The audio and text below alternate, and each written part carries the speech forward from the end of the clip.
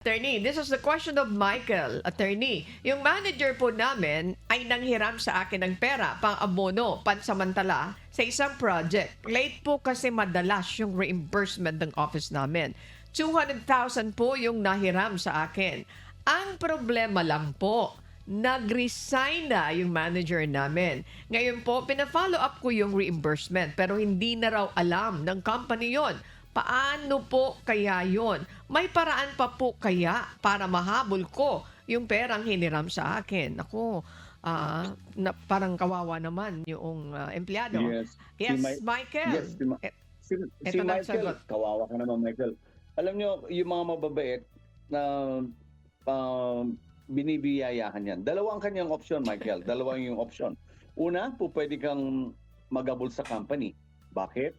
Kasi anything that inures to the benefit of the company, kahit na wala kayong agreement, kapag halimbawa galing sa yung pera at the same time, kahit na walang resibo, ano po, pero mayroong expenditures. Ang company mayroong expenditures yan eh. May mga receipts. And then may ipapakita mo naman doon sa expenditures na yon na yung 200,000 ay nagastos ng company. Yun, kahit i-deny ng company, pwede mo i-demanda ang company. Pero in alternative, pwede mo rin i-demanda si manager, no?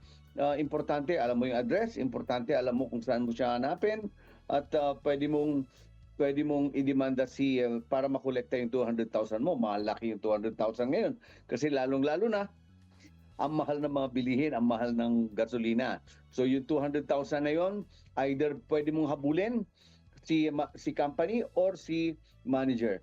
Sa demanda po pwede mong pagsabayin yung dalawa. Kasi since 200,000 lang yan, lalabas na small claims.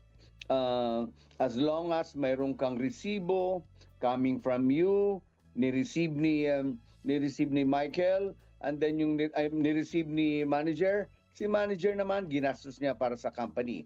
So, yun po pwede ho yun. Hindi ka maiiwanan. At lalong-lalo na ngayon, pag 200,000, di mo na kailangan mag-abogado. Punta ka lang ng clerk of court, kung Quezon City yan, sa OCC, pwede kang magpatulong doon. At mag-file ka lang ng affidavit.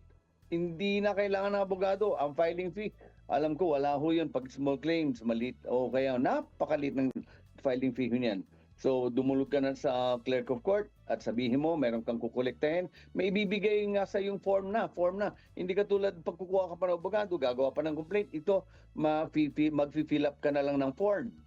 So, pipirmahan mo, ipanunotaryo mo, and then, pag nanotaryo, present mo lang sa clerk of court, isang hearing lang ho yan, kadalasan.